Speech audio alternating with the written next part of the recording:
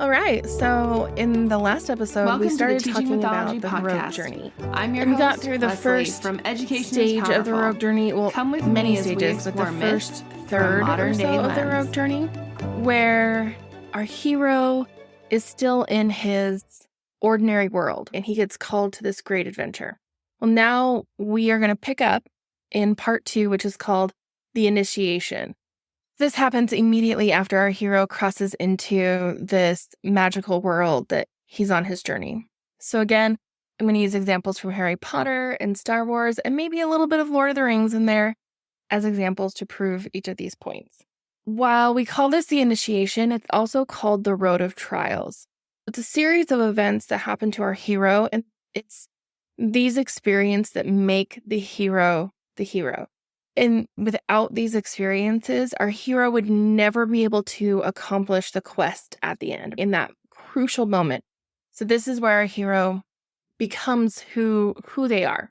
So I'm going to go through these in the order that I have them in my PowerPoint, but just know that often these events or steps are out of order, and they might not all be included in every single journey. One stage of the Road of Trials is called the Brother Battle, and this is when our hero has to battle either physically or mentally with someone who is a relative or a close friend. Now, we actually see this in Harry Potter before Harry crosses the threshold, and this is when he's fighting with the Dursleys, especially his uncle Vernon Dursley, as he's trying to get his letter. He knows that there's a letter for him, and he just wants to get it, so he's battling with him to get it. It could also be anytime he battles with Dudley. We see this in Star Wars when Luke is fighting with his aunt and uncle when he wants to leave the planet. They want him to stay and be a moisture farmer. You can also see this in Luke battling with Han Solo, because Han becomes a relative of his. Or anytime he bickers with Princess Leia, who is, actually his sister, but they're battling or they're fighting mentally or physically. And usually it's a battle of wills that's happening in these stories. Now, the next stage is called the Meeting of the Goddess. And this is where our hero meets a character who has a special beauty or power. And it also represents unconditional love. So we see this in Star Wars, the first time Luke meets Princess Leia. And if you remember, he goes into the prison and she sits up because she's laying down in her cell, and he stopped. He's never seen such a beautiful person in his whole life. We'll just pretend that they're not brother and sister in that moment since they don't know it. And that is the meeting of the goddess for Luke. Now, for Harry, I don't know when his meeting of the goddess is. I know that we want it to be Hermione, but it's really not. And I feel like it's probably when he sees or meets Dumbledore for the first time. So even though it's called the Meeting of the Goddess, it never actually has to be a female character. It is someone with intense power. And in Harry Potter's world, that is Dumbledore. Next, we have what's called a night or sea journey. And this represents the places that our hero has to travel to, and that they never complete their quest in one place or close to home. So quite literally in Harry Potter, he goes on a journey on the train. And then when they get to Hogsmeade, he takes a boat across the lake to Hogwarts. You can also think of it in the very first Harry Potter when they cannot go to the third floor corridor, and they do anyway. And he has to literally travel through the third floor corridor through all of the different trials to get to the end. That's how we see this in Harry Potter. Now, in Star Wars, he literally travels across the galaxy. It happens very frequently. There's not one instance of a night or sea journey for Luke. He is constantly traveling all over the universe. The next stage is called the Dragon Battle. And this is where our hero has to battle some kind of monster, or our hero has to face his own inner demons. Harry's dragon battle actually happens early on in the book, and it's Halloween night when an ogre is led into the castle. and Ron and Harry have to go save Hermione from the ogre. And they have that battle scene in the bathroom. That is Harry's dragon battle. It is the first time that Harry has really fought something and won. And I like to think that it probably gave him just enough confidence, just a smidgen of confidence. And every time he has these dragon battles, that he gains more and more confidence until at the end he's able to do what he needs to do. But for Luke, he has many dragon battles, but probably his first one, real one, is when after they save Princess Leia, they have to escape and they go down the garbage chute and there's a monster in the garbage chute. That is his first dragon battle. Now, later on in the series, he has to face his deepest fear or his darkest fear. And for him, that is that he's going to become like his father, Darth Vader. And so we don't see this until movie 2 or episode 5, because remember, I'm a Gen Xer, so that's movie 2, where he has to go into the cave and he has to face Darth Vader, but it's all in his mind. And he's afraid that he's going to become just like his father. The next stage is called ritual death or dismemberment. Ooh, that sounds bad. But this is when we think the hero is thought to be injured or dead, or the hero thinks that someone close to them has died. And this can also be when maybe our hero suffers an injury and they lose a limb or a body part. There's this ritual death that has to happen for our hero to be reborn. So we see this in Star Wars in episode 4, when Obi-Wan basically sacrifices himself when he's battling Darth Vader so they can leave the station. Now, we know that Obi-Wan didn't really die, but Luke thinks he's dead. Luke thinks he's dead. This happens to Gandalf when he falls and has to battle the Balrog. We also see this later on in the series when Luke literally loses his hand to Darth Vader and he has to get another hand. The next stage is called the sacred marriage. And this is where our hero has a special or an emotional bond to another character. It's not an actual marriage, and often this is a really deep friendship. Now, for Luke, he has a very special bond with Leia, and they don't know why at first that they're so connected, and it isn't until later that they realize that they're brother and sister, and that's why they're so connected. For Harry, his sacred marriage is literally with Ron and Hermione. They are his best friends. They are his everything. So somewhere in this road of trials, there's a stage called the atonement with the father or recognition with the father. And this is where our hero is reunited with a father figure in some way. But sometimes this shows up with our hero as in a confrontation with someone or something that has incredible power.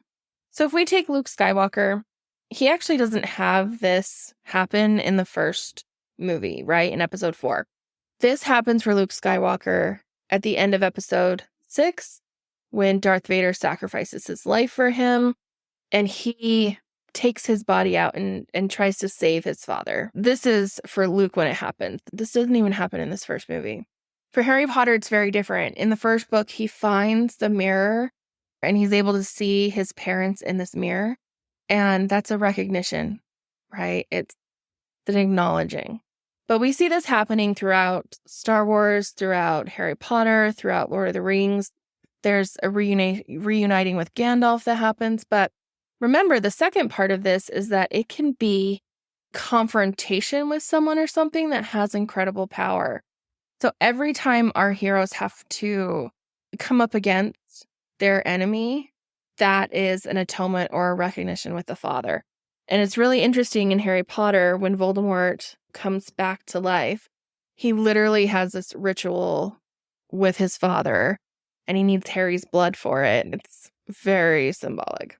Now, the next stage is called the belly of the whale or the supreme ordeal. And I wanted to stop for a second and talk about the belly of the whale and the imagery that has. So in this stage, our hero has to face their deepest fear, or they have to face the darkest evil. Now, when this happens, it changes our hero. It fundamentally changes who they are. And it's who they are on the other side of this experience that gives them the confidence and the power to get to the end, to do the big heroic act. Or sometimes this is part of that large heroic act. So the belly of the whale comes from the biblical story of Jonah. Now, Jonah was called of God to go preach to Nineveh. Now, the Ninevites hated Israel, and they had sworn that if any Israeli went into their city or their country, that they would kill them. So, for Jonah, his deepest, darkest fear is that he is going to lose his life. And he runs from God. He runs. He's like, I'm not going to Nineveh. So Jonah gets on the boat, and there's, of course, a great storm. And Jonah, he knows. He knows that this is because of him. And he tries to hide. He tries to hide in the boat. And everyone on the boat is praying to their God and calling upon their gods to save them. And everyone comes to Jonah and says, why is this happening? And he says, it's because of me. I'm running from my God. And they basically say, like, what should we do? And Jonah says, you need to throw me into the ocean and you'll be saved. Because Jonah knows, right? He knows. He knows he's running from God. He knows it's his fault. And they refuse to do so at first. And they try praying to the Hebrew God. And of course, the storm doesn't stop. And so they take Jonah and they cast him into the sea. Now, at that moment, we assume that they were saved. But we also know that a great fish swallows Jonah. And now he's in this belly of the whale, right? For 3 days and 3 nights. Now let's stop. For Jonah, he has to face his deepest fear, which is death. And he says to them, throw me into the ocean. This is when Jonah faces his deepest fear. And the 3 days that he's in the belly of the whale changed Jonah. And they change his perspective. And then it's not until he prays to God, he begs for forgiveness, the whale spits him up, and Jonah goes and preaches to the Ninevites. So that experience changes Jonah. They have to face their fear or face that evil, and then they are changed. If we look at this, the biggest evil in Star Wars, in the first movie, Episode 4, is the Death Star. That is the greatest evil. They watch it blow up a planet. So Luke has to face this down. And it's very symbolic. Like, they can't destroy the Death Star from a distance. They have to get very close to it. They have to be basically inside of it to destroy it. It's very symbolic. For Harry Potter, he has to also face the biggest evil in the story, which is, he doesn't know it at the time, but Voldemort. Facing Voldemort at the end, all by himself, is his greatest fear. He's already alone. He doesn't want to be alone. And he has these amazing friends that he found at school, and now he has to do this alone. Usually right around the time of the belly of the whale, the next stage is called the ultimate boon or the magic elixir. And this is where our hero finds a special solution to the problem they're attempting to solve. This could be magic, it could be a key, it could be help, but it is something that allows the hero to save their world and complete the quest. So for Harry Potter, this is pretty straightforward. He puts his hands on Professor Quirrell, and that magical element that he has in his hands that burn Quirrell away and send Voldemort away is the love of his mother, right? That's the key. That's the magic that Harry has inside of him. And only Harry could have done that. It's special to that hero. Only thing he could have done. Now, in Star Wars, we actually see this in a different way.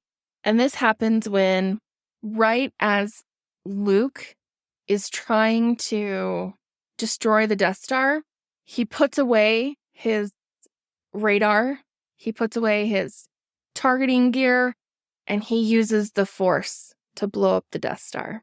That's the magic elixir. That's the ultimate boon, is the Force that only Luke can use to be successful. Even though there are lots of people trying to shoot down the Death Star, Only Luke could have done it. So the next stage is, it's really interesting.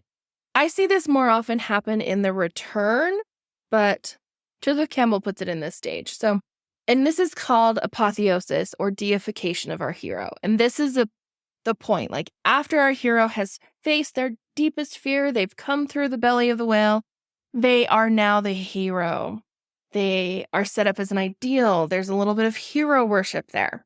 So we literally see this in Star Wars where they have a medal ceremony at the end for Luke, Chewbacca, and Han Solo. Yay. For Harry Potter, there's a celebration at the end that Harry Potter kind of gets in. It's that thing where like everybody knows what he did, but nobody's supposed to talk about it.